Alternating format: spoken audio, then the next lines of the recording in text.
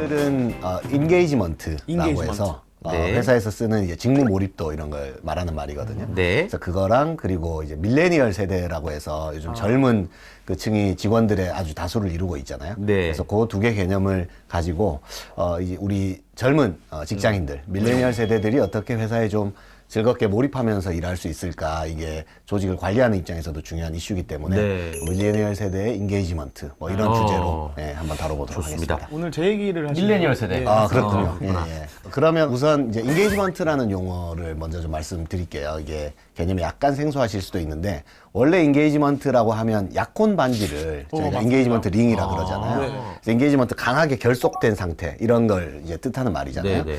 근데 원래 인사 조직에서 조직 관리에서는 인게이지먼트라는 말이 등장한 것은 이제 2000년대 이후예요.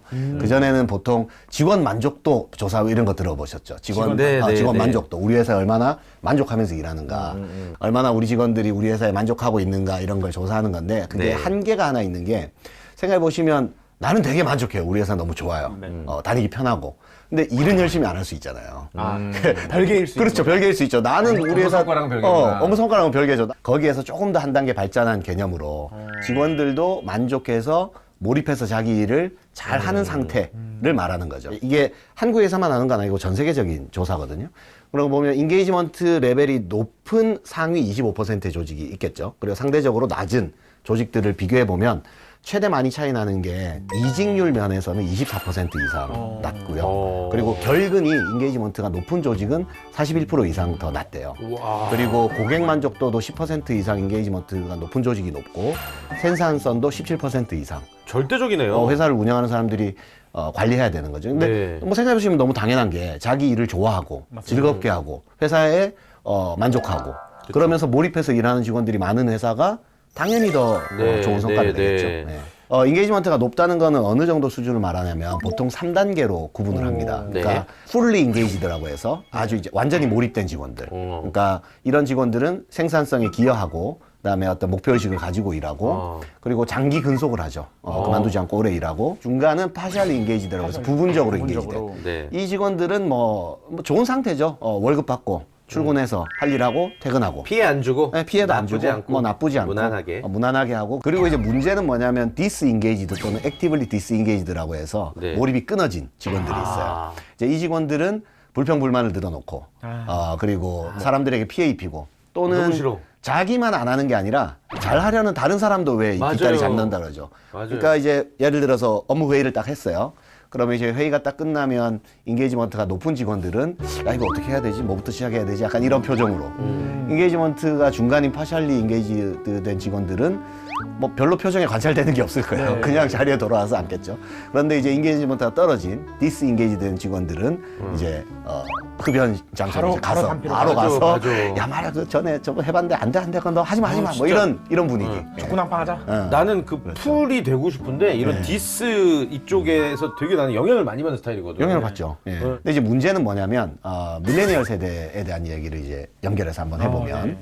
크게 봤을 때는 이제 회사를 기준으로 보면 베이비 부머 임원들, 네. 그리고 X세대 관리자들, 그리고 밀레니얼 세대 팀원들이 요즘 같은 경우는 같이 일하고 있다, 이렇게 이제 보시면 그렇네요. 되죠. 다 섞여 예. 있네요. 그러니까 그러다 보니까 세대가 다르고 네. 서로 관점이 다르다 보니까 서로 갈등도 있고, 맞아요. 뭐 관리자분들한테 물어보면 요즘 직원들은 말이야 뭐 너무 개인주의적이고 뭐 또 밀레니얼 세대분들한테 물어보면 그분들은 할 말 더 많죠. 예, 우리 관리자들은 고리타분하고 꼰대라고. 권위적이고 꼰대고. 재미난 거는요, 밀레니얼 세대들의 그러면 인게이지먼트 점수가 실제로 과학적인 조사를 하면 어떻게 나오느냐 하면, 기성세대들이 볼 때는 얘들은 훨씬 인게이지먼트가 떨어질 거야 라고 생각하잖아요. 그쵸. 그런데 풀리 인게이지드와 파셜리 인게이지드에서 거의 차이가 없어요. 풀리 인게이지드는 1, 2%가 낮게 나오는데 파셜리까지 포함하면 오히려 더 높게 나오는 조사도 많이 있습니다. 그러니까 우리가 보는 시각하고 다른 거죠. 그러니까 기성세대들은 선배가 남어 이러면 남고, 오늘 야근 좀 하자 그러면 네 뭐 하고, 회식하자 그러면 끝까지 남아서 막 술 시중 다 들고. 네. 이제 이런 사람들은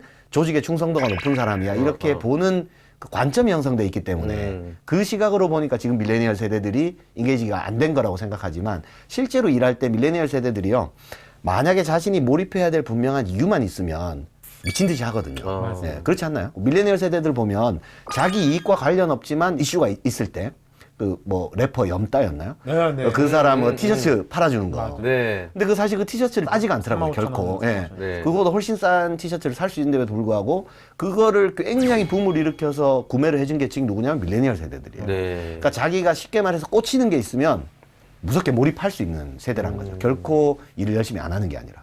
때문에 문제는 뭐냐면 조직이 밀레니얼 세대가 인게이지먼트를 할 수 있는 그런 문화나 시스템이나 분위기를 만들어주고 있느냐. 이게 이제 저는 핵심이라고 봐요.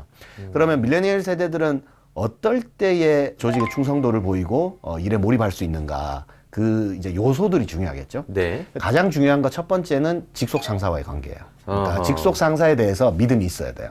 두 번째 요소는 최고 경영진에 대한 역시나 신뢰입니다. 이 신뢰는 뭐에 가깝냐면 직속 상사와의 신뢰는 좀 관계적인 측면에 가깝다면 네. 최고 경영진에 대한 신뢰는 회사 신- 회사의 윤리성이에요. 윤리성. 윤리적인 것. 투명하고 윤리적으로 운영되느냐.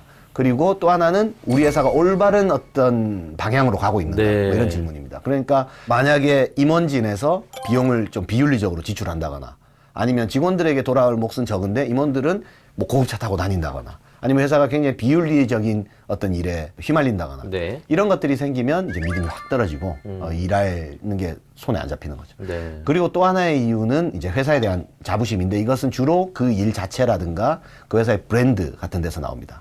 아무래도 유명 브랜드라든가 자기 회사에서 생산한 제품이 시장에서 좋은 평판을 얻는다거나 그런 게 있으면 아무래도 좀 자부심이 생기겠죠. 조금 이제 정리를 하자면 제가 재밌는 말을 메모를 해왔는데 오. 네, 네. 한번 잠깐 최불암 주세요. 시리즈 이런 거 안 아니죠? 아 그런 건 아닙니다.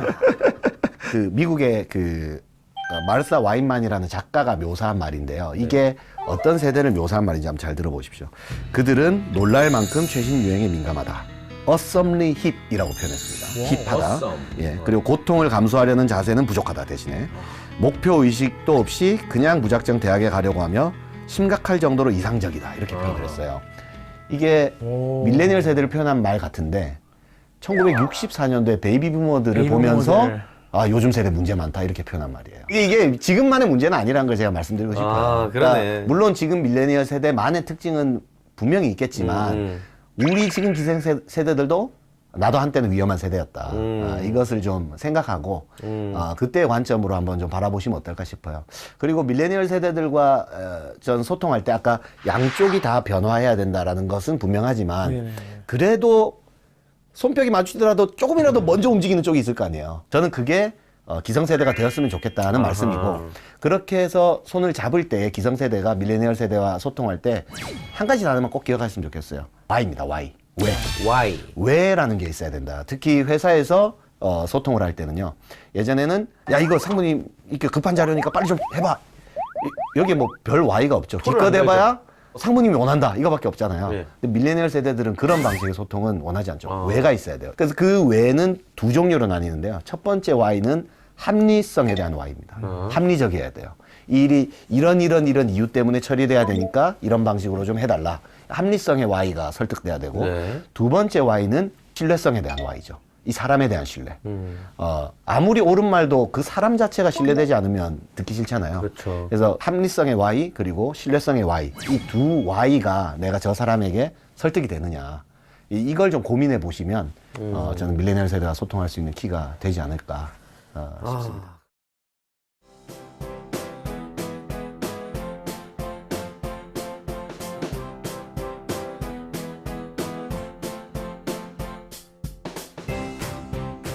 오늘은 좀 더 한 걸음 더 나가보겠다라는 생각으로 좀 거창할 수 있지만 직장 내 민주주의라는 주제를 한번 들어보겠습니다. 직장. 직장 민주주의. 이게 과거의 패러다임에서는 이를테면 한 명의 카리스마 있는 지도자가 뭔가를 문제를 쫙 해결하고 내 말대로 따라와. 상명하복. 해서, 상명하복으로 성공할 수도 있었던 시대라고 봐요.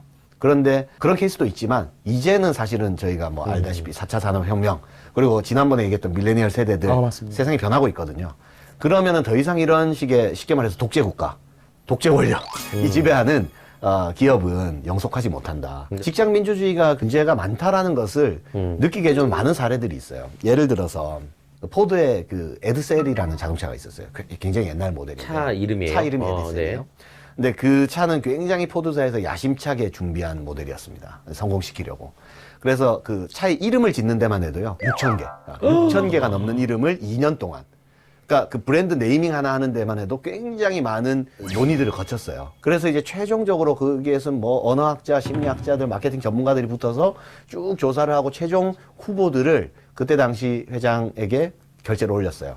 근데 그 회장이 어떻게 했냐면, 됐고, 그냥 아버지 이름을 따서 에드셀로 짓지 뭐, 이렇게 하셨어요. 그래서 에드셀이 돼버린 거예요. 진짜요? 그게 1957년도 미국에서 포드사에 있었던 사례입니다. 당연히 그 에드셀 자동차는요, 마케팅 스터디에서 가장 실패한 자동차 모델로 지금도 오명을 갖고 있습니다. 그게 이제 미국의 1950년대 후반 네. 사례인데, 네. 이런 종류의 모습이 오늘날 우리가 다니는 직장에서 굉장히 많이 일어나고 있는 것 같지 않습니까? 직원들이 막 참여해서 뭐 안을 올려도 아이 됐고 뭐 이렇게 하는 진짜. 뭐 팀장님들의 그런 야, 내 말이 맞아. 야, 됐어, 네. 됐어. 내 말이 맞아.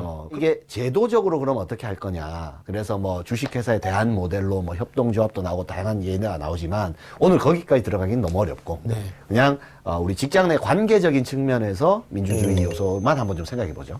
일단 한 직장인이 있다고 한번 가정해 볼게요. 직장 내 관계는 기본적으로 상하 관계가 있죠. 윗사람이 있고 아랫사람이 그렇죠. 있어요. 그죠? 그럼 윗사람과 아랫사람은 권력 관계로 이루어져 있지 않습니까? 윗사람이 권한을 가지고 있고 네. 아랫사람은 거기에 따라야 되고 그리고 상하만 있는 것이 아니라 자기 좌우에 동료들이 있죠. 근데 이 직장 내 동료들은 한편으로는 뭐 친한 관계이기도 하지만 한편으로는 경쟁 관계예요. 기본적으로 직장에서 평가를 받고 그리고 입체적으로 생각하면 나의 앞뒤로 전후는 계약 관계예요.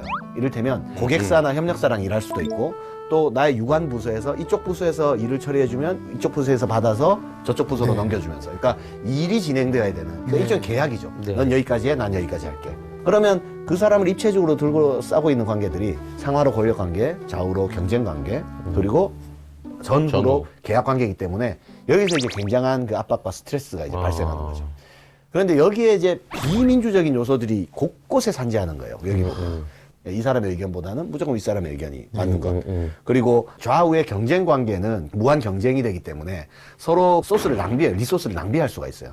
그리고 전후의 계약 관계에서 발생하는 대표적인 게 이제 직장 내 갑질 문제 이런 게 있잖아요. 갑질 문제 이런 것들이 다 이 관계들이 민주적이지 않아서 어그러져서 생기는 일들이잖아요.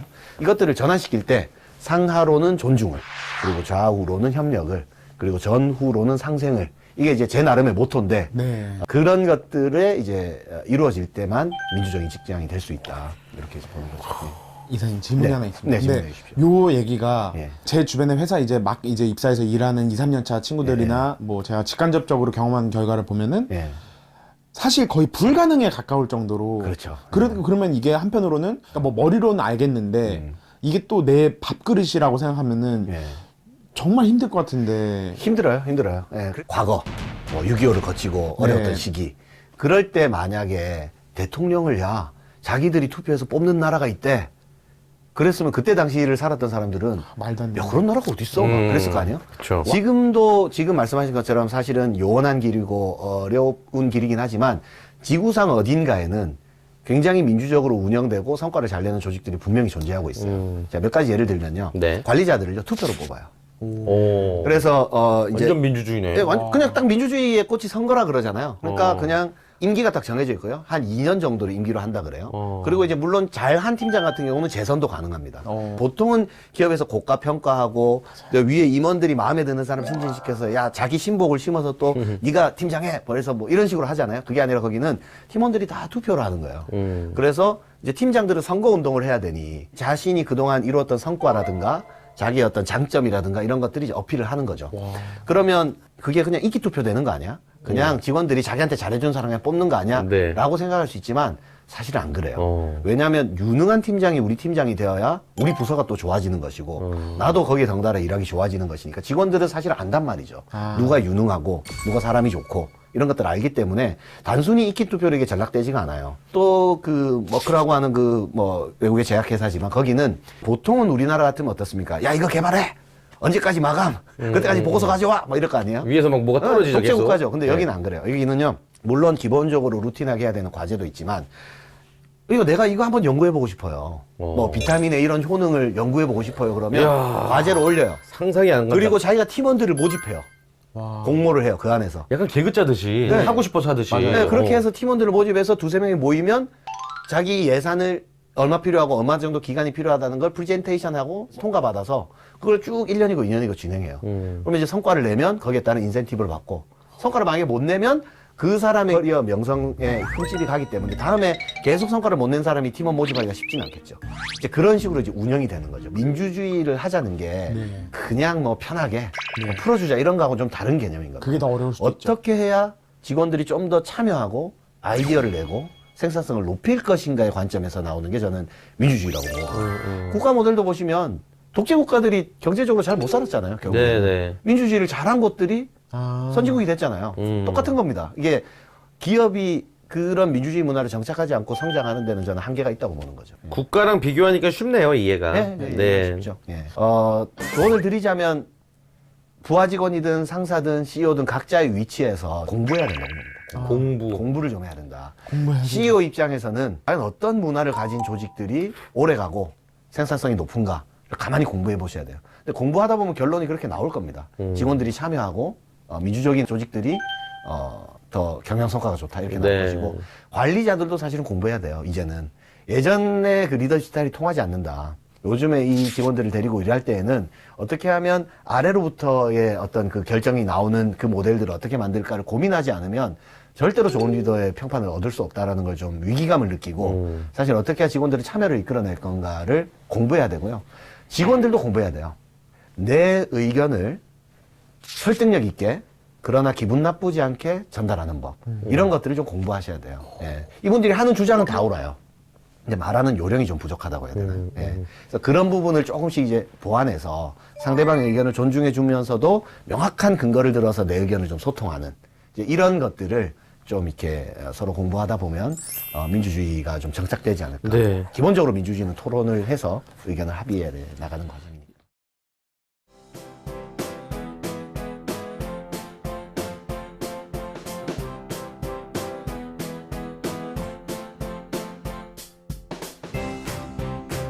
오늘은 어떤 내용 준비해 주셨나요? 오늘의 제목은요, 리더들의 블라인드 스팟이라는 주제로 우리 회사 내, 조직 내에서 우리 리더들이 놓치지 말아야 될 어떤 그런 부분들에 대해서 얘기해 보도록 하겠습니다. 이게 리더가 아닌 분들이 더 많을 수 있어서 네. 나한테 필요한 내용일까 궁금하실 수도 있겠는데 아. 사실은 모든 조직원이 알고 들어야 될 내용이라고요. 당연히 그렇죠. 이게 꼭 네. 리더들만 해당되는 얘기가 아니라요. 이게 우리 모두에게 사실 다 해당되는 내용들이에요. 상식적인 네. 것들이고 두 분께도 필요할 겁니다. 아, 좋습니다. 일단은 그 블라인드 스팟이라는 용어가 좀 먼저 말씀을 드리자면 사각지대죠. 오, 잘하시네요. 확실히 영어에 야, 운전할 때도 사각지대가 있잖아요. 사이드 미러랑 백 미러에 보이지 않는 그 그쵸. 어떤 부분들. 이제 그건데 이게 이론적으로는 그 미국의 심리학자인 그 조셉 러프트와 해링햄 박사 그 두 분이 그 조하리의 창이라고 그 두 분의 이름을 따서 그게 아마 이제 굉장히 유명하죠. 1955년도인가 그때 이제 논문에서 발표한 내용인데 조하리의 창은 말 그대로 이제 그 사람을 설명할 때 나와 다른 사람 그리고 알고 있다 모르고 있다 이 기준으로 이제 네 가지 조합이 가능한 거죠. 이를테면 나도 알고 타인도 아는 나의 어떤 영역. 예를 들어서 저는 뭐 책을 많이 읽는 편이다. 뭐 성실한 편이다. 약속을 잘 지킨다 이런 게 있으면 누가 봐도 저 사람은 성실하고 약속 시간에 늦지 않는 법이야. 이제 그게 이제 오픈 영역이라는 나도 알고 타인도 아는 영역. 두 번째 영역은 그럴 수 있잖아요. 나는 알고 있는데 남들은 모르는 부분 나에 대한 부분들 많이 있지 않습니까? 네, 네. 뭐 나만이 알고 있는 나쁜 습관들도 있을 수 있고 일부러 알리지 않는 부분도 있고. 뭐 저는 이제 운동을 좀 잘 못하는 편이에요. 아, 학교 다닐 저도요. 아 그러세요? 네, 이제 반갑네요. 제일 싫어요. 그래서 막 회사에서 체육대회 이런 게 막 괴로워요 저는. 예. 근데 이제 그런데 막 그 족구 같은 거 하는데 제가 막 잘못 차고 이러면 망신당하니까 네네. 괜히 막 몸 피곤해서 안 해 막 이러거든요. 그러면 저희 직원들이나 다른 사람들은 제가 운동을 잘 못하는지는 모를 수도 있는 거죠. 이제 그런 게 히든 영역이죠. 세 번째 영역이 이제 블라인드 스팟이에요. 뭐냐면 남들은 다 아는데 자기만 모르는 자기 모습이 있는 거예요. 아, 진짜 사각지대네요. 이게 사각지대인 거죠. 그러니까 예를 들어서 나는 좀 재밌는 사람인 줄 알고 있는 거예요. 난 유머러스해. 스스로는 그렇게 생각해요. 근데 남들은 다 저 사람 말하면 너무 재미없어요. 예. 다 제 개그고 억지로 웃어주고 있어요. 네. 그러면 그 사람한테는 블라인드 스팟입니다. 나는 모르는 남들은 알고 있는 영역. 이 마지막 영역은 자신도 모르고 남들도 모르는 미지의 영역이 있어요. 언노운이라고 할 수 있겠죠. 근데 아무튼 오늘 다루고자 하는 것은 이 중에서 블라인드 스팟. 나는 모르는데 남들은 알고 있는 그 부분인데, 데일 카네기 제가 몸담고 있는 기관에서 전 세계적으로 그 설문조사를 했었어요. 이 리더들의 블라인드 스팟이라는 주제로. 첫 번째 질문은 그래서 무엇이 당신에게 가장 동기부여가 되느냐. 그리고 두 번째 질문이 재미난 게 그 동기부여가 되는 행동들을 실제로는 리더들이 얼마나 자주 하느냐를 물어보는 거예요. 그리고 세 번째 질문이 또 재밌어요. 당신은 성과를 내고 있고 이 조직에서 오랫동안 일할 생각이 있느냐. 그게 논리가 딱 맞아야 동기부여가 되는 행동들이 나오잖아요. 그래서 재미난 게 멤버들이 볼 때는 가장 동기부여에 필요하고 좋은 행동들인데 리더들은 실제로 안 하고 있는 행동. 그래서 이것을 리더들의 블라인드 스팟이라고 응용해서 이제 저희가 적용하는 거죠. 어떤 행동들이 좀 동기부여 되느냐. 네, 공감하실 만한 내용. 상위에 오른 것들. 상위에 오른 것들. 예, 제가 그냥 탑 3만 말씀드릴게요. 좋습니다. 첫 번째는 솔직한 칭찬과 감사예요. 예. 그러니까 기여하고 있는 것들에 대해서 솔직하게 칭찬과 감사를 하는 것이 가장 나에게 동기부여가 됩니다. 두 네. 번째 순위는 뭐냐면 좀 재미나게도 잘못을 인정하는 것이었어요. 아. 리더들도 사람은 누구나 잘못이 있잖아요. 누구나 완벽하지 않잖아요. 그러니까 리더들도 판단을 잘못할 수 있고 지시를 잘못 내릴 수도 있고. 근데 그럴 때 잘못을 이건 내가 잘못 생각했다. 이건 내가 잘못 판단했으니까 이게 좀 수정해달라. 근데 이렇게 잘못을 인정하면 그래도 일할 맛이 나는데 맞아요. 끝끝내 이제 잘못을 인정하지 않는 부류의 사람들이 헛기침만 있어요. 하죠. 그렇죠. 헛기침하고. 제요? 쓸데없는 소리 하지 마라. 근데 이 잘못을 인정하는 것이 아까 우리 태진님이 언급하신 가장 갭 차이가 큰 행동이었어요. 동기부여 중에서 리더들은 나는 문제 없는데 라고 생각하고 있는데 실제로는 멤버들이 볼 때는 가장 부족한 행동, 제일 우리 리더들은 안 하는 행동들이 이게 무려 14개국에 걸쳐 전 세계 공통적으로 잘못을 인정하는 걸 안 한다. 이게 우리나라만 그런 게 아니군요. 뭐 그게 위로가 될지는 어떨지 예, 모르겠지만. 그리고 이제 세 번째 행동이 의견을 존중하고 듣는 것입니다. 근데 이제 요런 항목들이 동기부여에 도움이 되는 항목들이라고 말했는데, 그런데 그 블라인드 스팟, 그러니까 즉 알지만 잘 실천하지 않는 것 또는 몰라서 안 하는 것들 중에 탑 3, 상위 3개도 공교롭게도 똑같이 이 세 가지였어요. 그래요? 아까는 칭찬과 감사를 한다가 동기부여되는 1순위였는데 네. 가장 안 하는 행동의 1순위는 이제 잘못을 잘못을 인정하는 인정. 거. 그 나머지 두 가지는 똑같았어요. 저희 부모님의 경우에도 잘못을 인정을 잘 안 하세요. 그러세요? 부모님도? 저희 부모님 잘못 판단하셨으면은 네. 오케이. 그렇죠. 요게 마지노선이에요. 왜 그럴까? 과연 그러면 리더들이. 이게 이제 궁금하잖아요. 성공했기 때문이에요. 그러니까 이게 저는 성공의 함정이라고 얘기해 주고 싶어요. 그러니까 리더들이라면 조직에서 성공한 사람들이잖아요. 그쵸. 승진도 한 사람들이고 네. 그 분야에서 이제 업적을 쌓은 거죠. 그래서 이제 윗사람이 되잖아요. 뭐 당연히 경력도 쌓일 것이고 성공이 쌓여서 이제 승진하는 거죠. 그리고 뭐 임원이 됐다면 그 조직 내에서 이제 성공한 사람일 테고, 무언가를 이룬 사람들은 이 블라인드 스팟에 빠질 가능성이 저는 굉장히 높다고 봐요. 왜냐하면 두 가지가 있는데, 하나는 성공을 했기 때문에 자신의 방식이 여전히 유효하다고 믿는 거예요. 왜냐하면 이제 자기가 살아온 방식으로 잘 그렇죠. 했으니까, 그죠? 그런 것들이 통용됐었으니까. 그래서 이건 뭐 내가 해봐서 아는데, 나는 이렇게 해서 별로 뭐 실패하지 않았어. 되게 무섭다. 네, 그런 거죠. 그런 것들이 이제 블라인드 스팟을 키우는 거죠. 그래서 저는 이게 성공의 함정이라고 보고, 성공의 함정의 그 두 번째 측면은 또 뭐냐면 피드백을 못 받는 거예요. 리더가 될수록. 그러니까 피드백을 들을 기회가 없어지는 거죠. 한번 잘 생각해 보십시오. 부하 직원들 그 신입 말단 뭐 사원 대리급들 아마 피드백 되게 많이 받지 않나요? 뭘 못하면. 그쵸. 바로 날라오죠. 바로 날라. 네. 야, 이거 이렇게 고치라 그랬잖아. 네. 이거 전에도 말했지. 뭐 그러니까 이 사람들은 어떤 면에서는 블라인드 스팟이 생길 여유가 별로 없죠. 막 지적을 받으니까. 그러니까 오히려 좋은 면에서 블라인드 스팟이 생길 수는 있어요. 사실은 이거 잘하는데 얘기를 안 해주니까 위축돼서. 근데 한번 생각해 보세요. 똑같이 회의에 한 10분 늦었어요.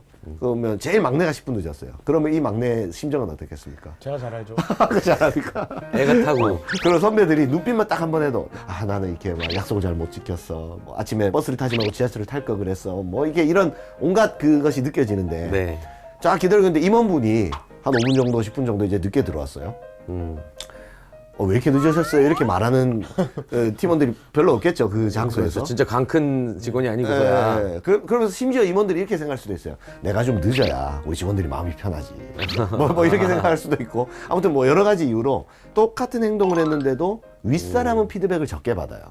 사실은 이 사람들이 꼭 뭐 태어날 때부터 나쁜 사람이어서 그렇다라기보다는 사실 사람이 피드백 안 받으면 사각지대 생기는 거예요. 그러니까 한번 생각해보시 거울을 이게 피드백을 받는 건 거울을 보는 것과 같잖아요. 네네. 그러면 매일 거울을 안 보고 출근하는 사람들은 매일 거울을 안 보고 생활하면 아무리 원래부터 잘생긴 사람들이라도 늘 거울 안 보면 얼굴 망가지게 돼 있는 거거든요. 그렇죠. 좀 더 이제 그럼 구체적으로 리더분들께 또는 우리 모두에게 일종의 블라인드 스팟을 어떻게 하면 극복할 수 있을까? 첫 번째는 자신이 객관적이다라는 생각을 일단 버려야 되는 거죠. 나는 객관적이야.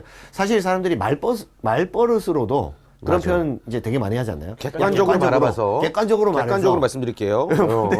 누가 객관적이에요, 사실은. 그러니까 그치. 인간은 객관적이지 않아요. 인간은 모두가 주관적이에요. 그러면 이 객관적이란 것을 그럼 어떻게 담보할 수 있냐면 여러 사람이 모여야 그리고 또는 그 어떤 객관적인 프로세스나 툴을 의지해야 비로소 조금이라도 좀 더 객관적이 될 수 있는 거죠. 수치. 네, 일종의 수치라든가. 그래서 조직에서는 이것을 진단하기 위해서 360도 진단 이런 것들을 과학적으로 합니다. 예를 들면 리더들을 평가하는데 자기가 먼저 자기 특징들을 평가하는 거예요. 그래서 이 리더들이 뭐 커뮤니케이션 항목, 업무를 지시할 때, 권한을 위임할 때, 그다음에 피드백을 할 때, 직원들을 칭찬할 때, 뭐 그러니까 리더들이 필요한 여러 가지 행동들, 회의를 진행할 때 이 항목들을 놓고 점수를 이제 측정하는 거죠. 네. 나는 이런 것들을 잘한다. 뭐 회의 전에 이런 것들을 준비한다. 또는 직원들의 의견을 받았을 때 어떻게 한다. 세세한 항목들이 있어요.